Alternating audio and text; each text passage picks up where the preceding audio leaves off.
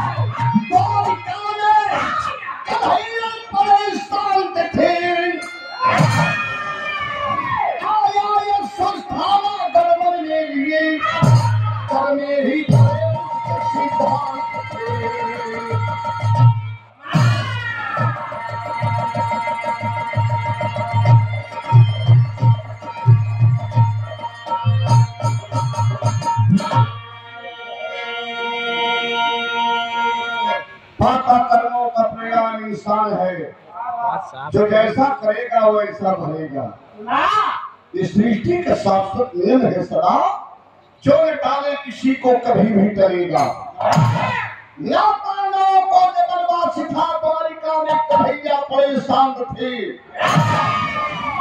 आया ये स्वस्थाना गणमन में लिए, कर में ही पड़े उसके सिद्धांत थे। यदि कुलभूषण योगेश्वर भगवान श्री कृष्ण द्वारकाधीश बनकर द्वारकापुरी बैठे हैं। पांचों भाई पांडव वनवास की ओर है। आप द्वारकापुरी में के पहुंचल बा गीत लगे मास्टर, कौन सी गीत है? आइए, क्या बात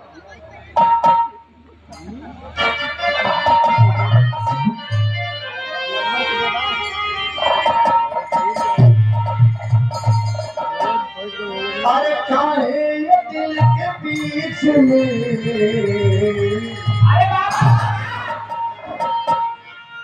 काहे ये दिल के बीच में दरार हो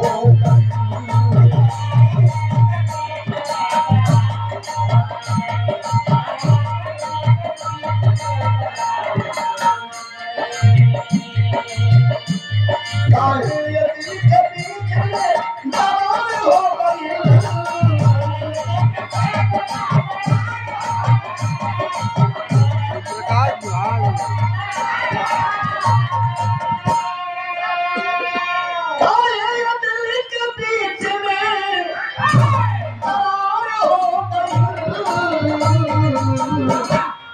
भूल हमसे आज सरकार हो गई।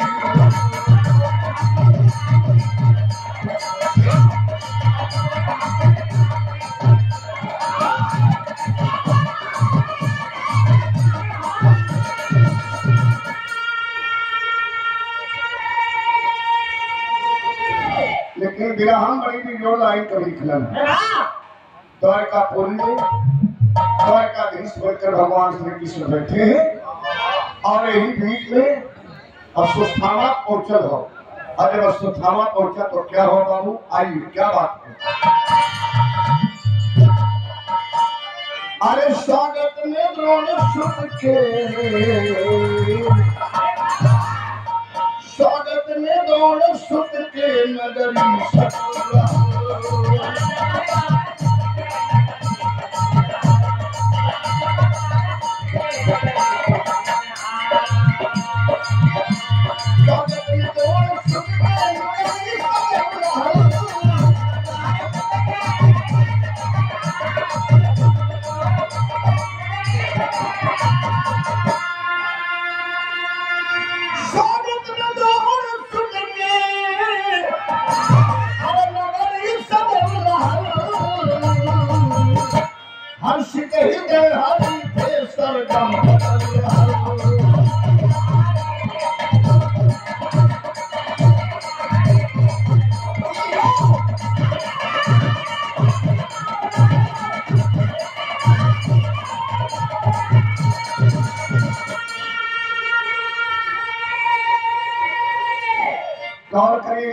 लोग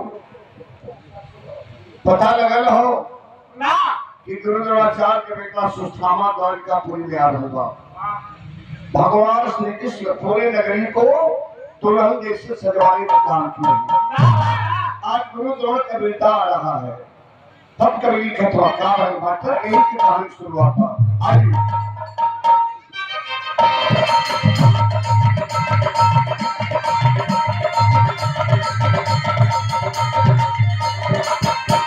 अरमान छिपे दिल के अरमान छिपे दिल के अधरों पे चाहे आना मिलता न दौड़ सुख को कोई वहाँ बहाना। रजनी गुजर गई है रजनी की गया भैया बकबका मत हम जन बताओ कि होके समझा। रजनी माने रात होला कि रजनी गंधा गुटका होला कि रजनी गंधा अगरबत्ती है बोले कि रजनी गंधा गायिका मोहनिया बिहार के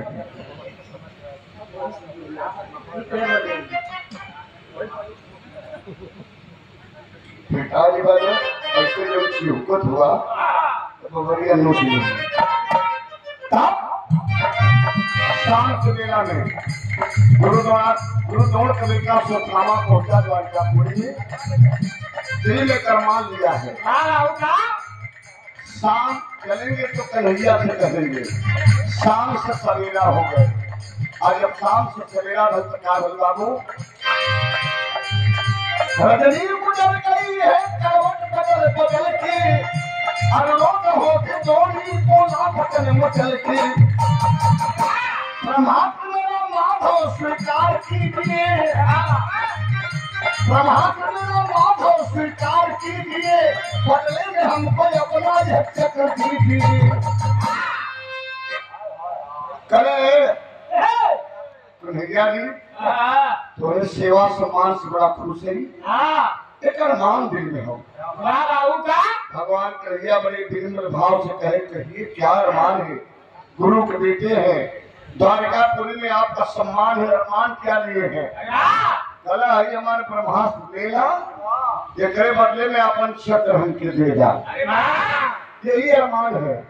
हे कन्हैया हमारे ब्रह्मास्त्र लेला करे बदले में अपन छत्र हमके दे जा। चौनिया मुस्कान भगवान कन्हैया लहलन चौनिया मुस्कान लेके कहा कहले बिहार में कौन गीत बदले बेटा कौन गीत बाबू आइए।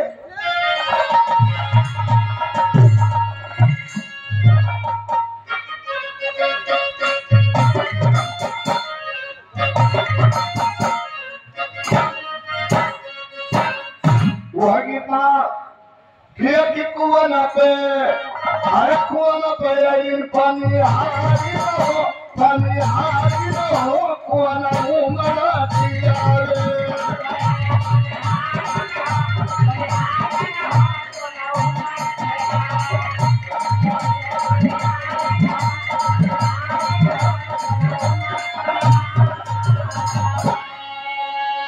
लेकिन भगवान कन्हैया हंसते ही बतिया के कहना हंस के का करना तनी गौर करके बाबू कैसे मास्टर आखी अपने पे भले अपने पे नहीं भरोसा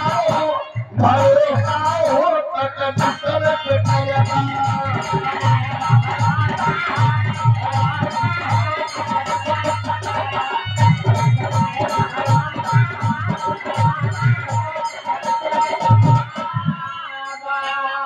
दो सौ 51 मास्टर और बताओ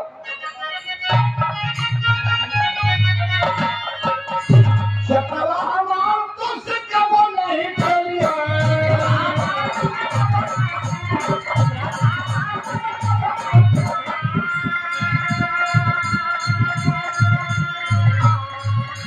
शक्ला का काम आपको तो नहीं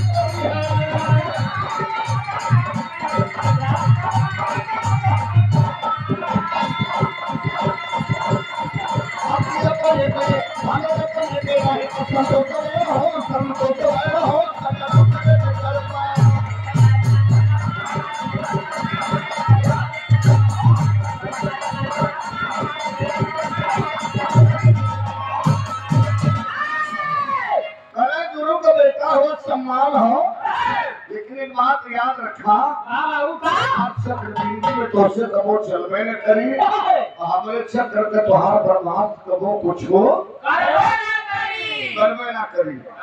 ये बतिया गुरु के बेटा सुस्थामान बड़ा नागवार लगल। आप नागवार लगल तो तमतवाई के खड़ा हो गल।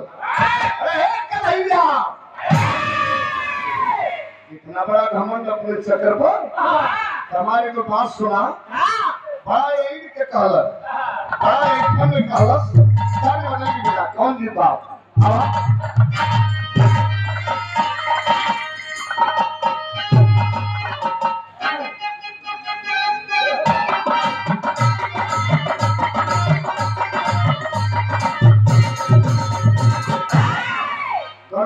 के दूल्हा फौज में जाए के तैयारी करता है। ब्याहे बाद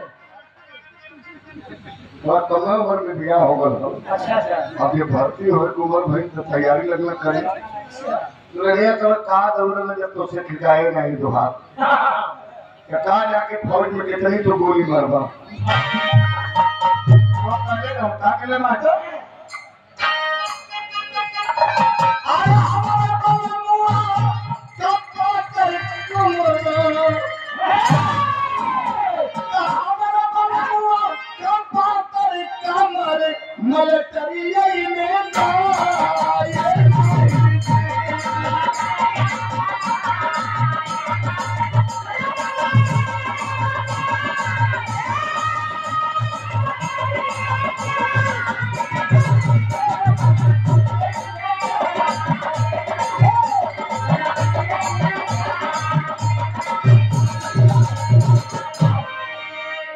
मास्टर में आके गुरु के बेटा सुस्थामा भगवान कन्हैया से कहलस का कहले मास्टर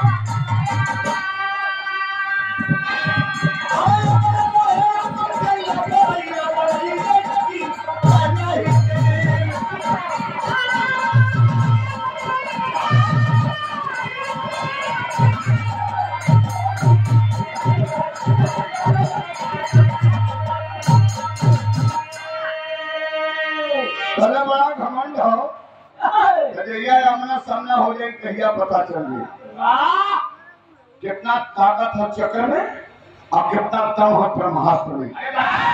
भगवान कन्हैया फिर हंसने अरे तो समैया खुद बताई तो के समय आएगा समैया खुद बताई कैसे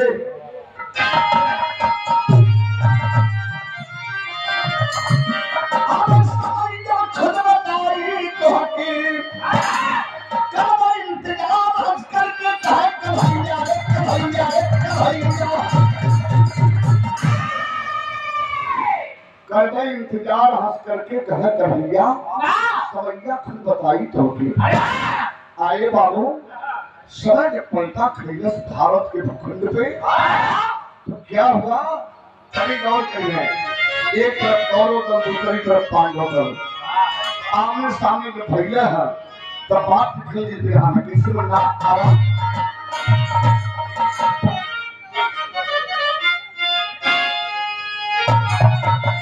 अरे भाई कौरव पांडव बीच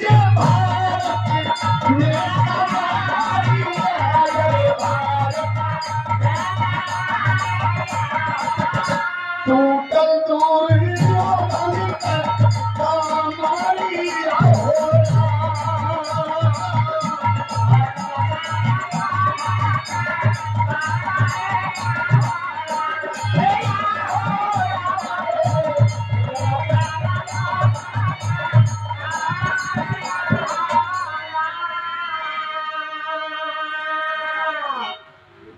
18 दिन 18 हाथ खून की गहरी नदी बहती रही कुरुक्षेत्र के मैदान में। कौरव दल के 18 छोड़ी सेना मारी गई,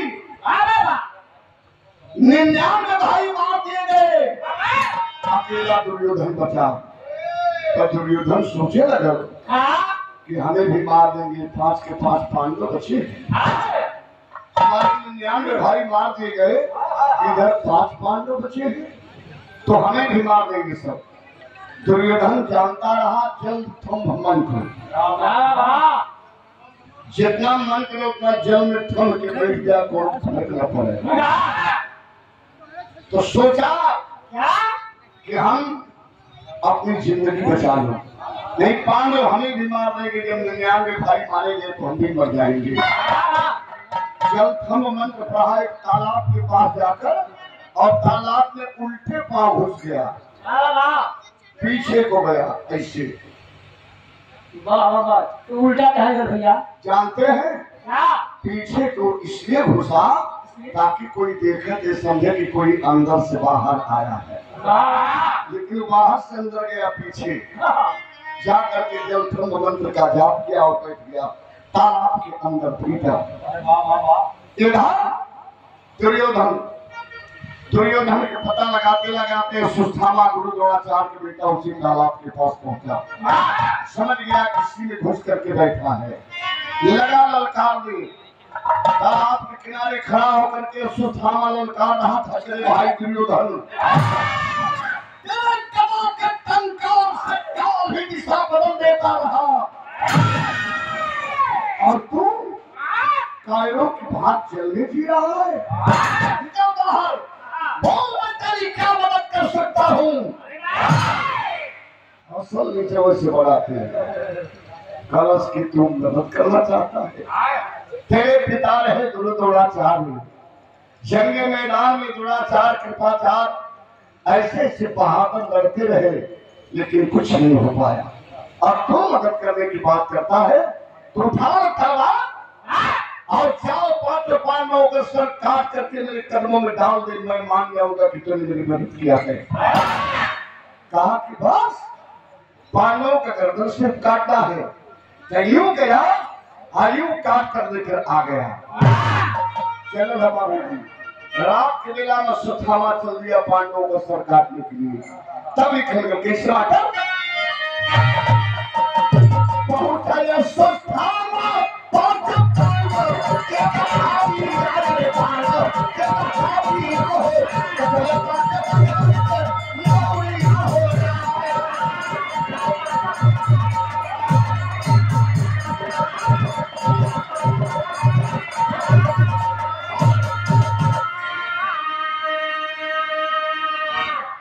पांडवों के खेमा के पास आधी रात बेला में पहुंचा सुथामा, लेकिन क्या देखा, भगवान शिव की त्रिशूल वहां पहरा दी रही थी। भगवान शिव की त्रिशूल पांडवों के खेमा के चारों तरफ पहरा दी रही थी। सोचा कि यहाँ तो गुजारा नहीं होगा, बगल में खेमा द्रौपदी का रहा। आज द्रौपदी के खेमा के पास में पहुंचा तो जानते हो क्या देखा बाबूजी? जो गेट पे पहरा दे रहा था उसका नाम था धृष्टद्युम्न।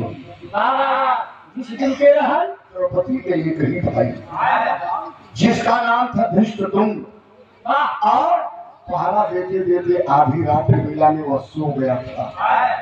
और जब अश्वत्थामा देखलस तो कहलो हो हमारे पिता गुरु द्रोणाचार्य को तो यही माना था, और मेरे पिता का हत्यारा सो रहा है नींद में, किसी जगाऊंगा नहीं, मैं भी इसकी हत्या करूंगा। एक बार मरस तलवार से खत से धृष्टद्युम्न का गर्दन करके थड़ से अलग हो गया और घुस गए खेमा में। आज जब खेमा में घुसल तो कहा देखिए बाबूजी, द्रौपदी 5 बच्चों के, पांडवों के 5 बेटों को लेकर अकेले सो रही थी और कोई नहीं रहा। द्रौपदी के सर बचा करके सुस्थामा वार कर दिया और एक ही वार में 5 बच्चों का सर काट करके धड़ से अलग कर दिया। 5 बच्चों का सर उठाया समेट के, धड़ वही छोड़ के और समेट के उठा के फिर से निकल गए। द्रौपदी को पता नींद में नहीं पता चला कि हमारे बच्चों के सर काट गए। ले जा करके तालाब के पास रखा। कहा ले रे भाई दुर्योधन, मैंने 5 पांडवों का सर देख ले। दुर्योधन गणित लगावे लगा। जहां धर्म को जाने वाला धर्मराज हो, कालीधारी अर्जुन हो, गदाधारी भीम हो, छलिया कन्हैया हो, और इतना झटके में काट के लिया तो देखूंगा तो नहीं। अब वही तालाब में से निकलो, कल देखूंगा नहीं, आजमाइश करूंगा। अगर वाकई में पांडवों का सर काट लाया है तो जो उसमें से भीम की खोपड़ी है, जो भीम का सर है वह वज्र का होगा। भीम की खोपड़ी वज्र की होगी, उसे उठाओ और मेरे हथेली पर दो। मैं आजमाइश करूंगा और जान जाऊंगा कि तूने पांडवों का सर काट लाया है या किसी और का। तो भीम के लड़केवा को खोपड़ियां तनी बड़ी रही, वही भीम के बेटा का खोपड़ी दुर्योधन के हाथ में उठा करके रख दिया। कटा हुआ सर जब रखलस तब भीम के सर समझ करके दुर्योधन गुस्सा में लाल दबाए भेलस। तब भीम का खोपड़ी तब दबावने से ना दबा बाबू चिपकी वजह कर उनके बच्चे का था। जब दबा दलस तब प्लास्टिक की गेंदा जिसमें पे चुप गए, बुद्धि छिटक गई। लगा हाय हाय करने के लिए तूने तो कुल खानदान के दीप ही बुझा दिया। मैंने पांडवों का सर मांगा था ना कि उनके बच्चों का सर मांगा था। तो उन्हें बच्चों का सर काट के लाया। इधर दुर्योधन हाय हाय करने लगा। उधर खेमा के पास भगवान कन्हैया साथ में 5 भाई पांडव जो पहुंचे। द्रौपदी के आंख से बाबूजी आंसू ना लहू को धार चले थे। जार बेजार अपने बच्चों का धर लेकर द्रौपदी रो रही थी। और भगवान कन्हैया देख करके धर्मराज को समझा रहे थे कि जानते हैं बच्चों का सर काट ले जाने वाला कौन हो सकता है? कौन? कहे आपके गुरु का बेटा अश्वत्थामा। तब धर्मराज कहे कि भैया भीम जाओ खोलो अश्वत्थामा को जिंदा मेरे सामने हाजिर करो। भीम चल रहे बेटवा मौत कपारी चढ़ के नाचे थे। पागल कुत्ता के नहीं भीम खोजे तलब मिली तगल तालाब क्यों दौड़ाए के भीम पटक के एक के होना मरना आवाज आएगी और पान की लकड़ी के बोतल में उठा के अभियाय के धर्मराज के सामने पटक देना। यही है ये भैया जौने गुरु के बेटा धर्मराज छाती से लगावे आज धर्मराज मुहुआ के मोड़ लेना। गीत के बाबू ये गीत के माता बहन लोग शादी ब्याह में तब गावेंगे जब द्वार पूजा को बारात आवेंगे। और सास बड़ा धर्म संकट में है, उनके घरे के दुआरी छोटा और दमाद तन लमहर तब है सासू गीत गा दिन दमाद से कब गीतिए में क्या कहना था आओ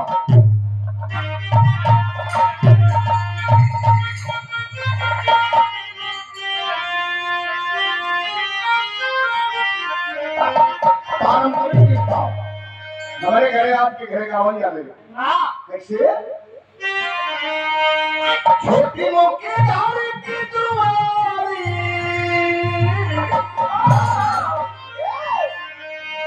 कितना मिठास होगा।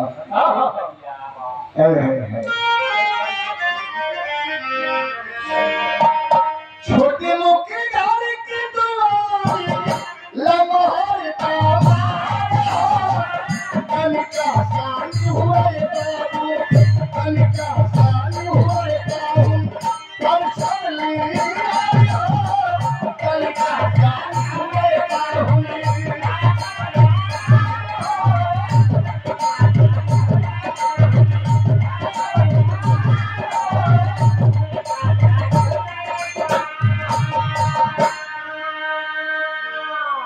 परिश्रम देखना यही के कहीं से उठा के घर का देगा तो सुहाग गीत में तब्दील हो जाएगी। सुंदर उपहार देके बड़ी प्रधान निवास सम्मान के लिए कुछ दिन पहले मुलाकात मुगल चला ने डॉक्टर विनोद कुमार बिंदु जी क्या हुई थी चैनल में आपके मूल काम हमें क्या पता कि प्रधाना जी की ग्राम सभा में किया आप 100 रुपए का पुरस्कार सत्यम यादव बाबू गायक उपेंद्र लाल जी के शिष्य है कई पेंशन गीत से सुहाग गीत में तब्दील हो जाएगा कैसे माता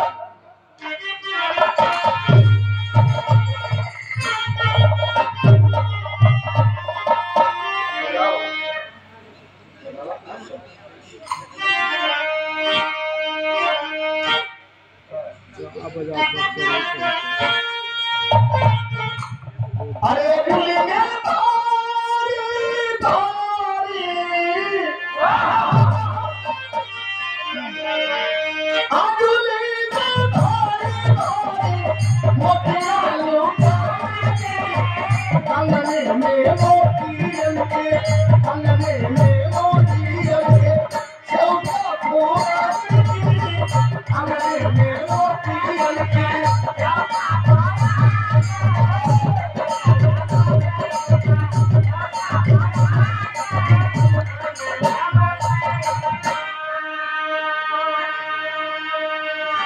देखो गीत छवि का आनंद हो लेकिन गाना का मेन पॉइंट हो मेन सारांश हो आज धर्मराज चौड़े गुरु के छाती गुरु के बेटा की छाती से लगाए के सम्मान करे भैया वो धर्मराज आज गुरु के बेटा से मुहुआ मोड़ूंगा काहे हमारे बचवन के लिए प्यारा है तो संभाल लिया हमारे से बदला लेकर के हम लोग के बच्चों को काट ले गया जो मासूम बच्चे थे उनके सर को काट ले गया तब हवा मोड़ दे कैसे माता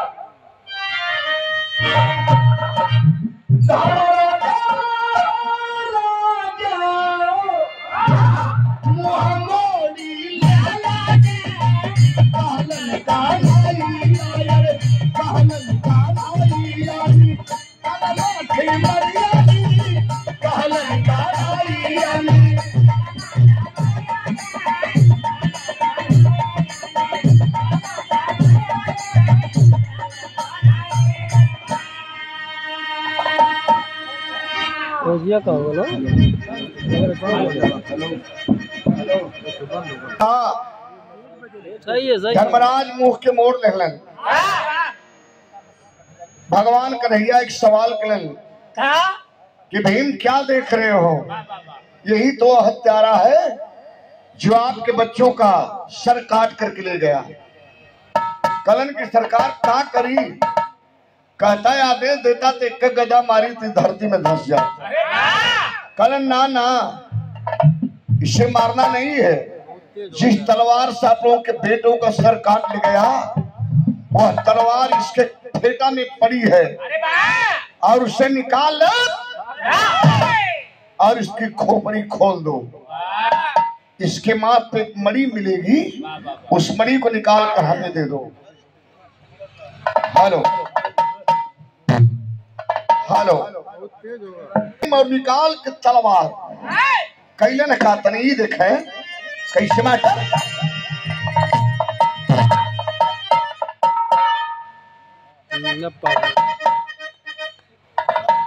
वो है हो पागल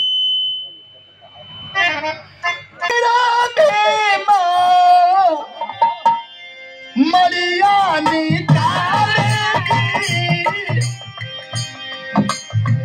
गंढा हो गई से थामा के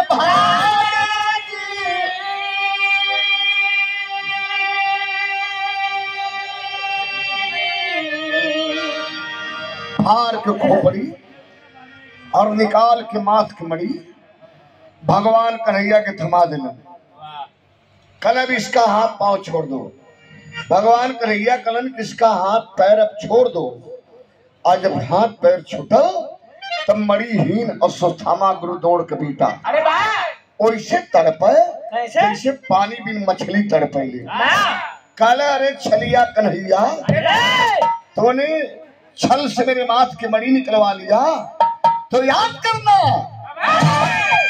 परसों पहले मेरे तेरे बीच में एक वादा हुआ था कि तू अपने चक्र की ताकत दिखाएगा, मैं अपने ब्रह्मास्त्र की ताकत दिखाऊंगा।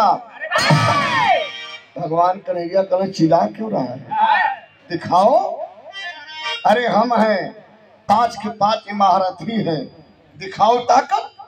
कल देखो 5 को तो काट डाला, लेकिन एक बचा है, तुम्हारे आंख के सामने उसे खत्म करूंगा। अगर तुम हेरे कन्हैया तो बचा ले तू, तेरे आंख के सामने उसे खत्म करने जा रहा हूँ। कैलाश के बाबू तनी गौर करेंगे गुस्सा में आज सौथामा करता क्या है। उतरा कर वह बनवा प्रहार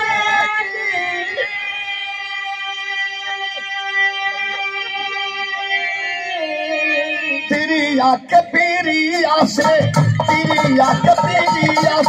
रोवले गुजरिया की तिरिया के पीरिया से।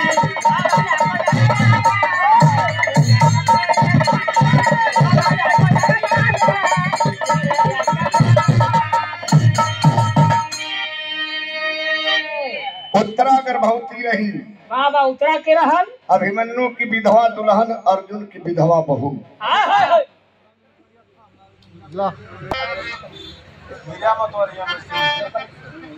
देवकली से सुरेश भैया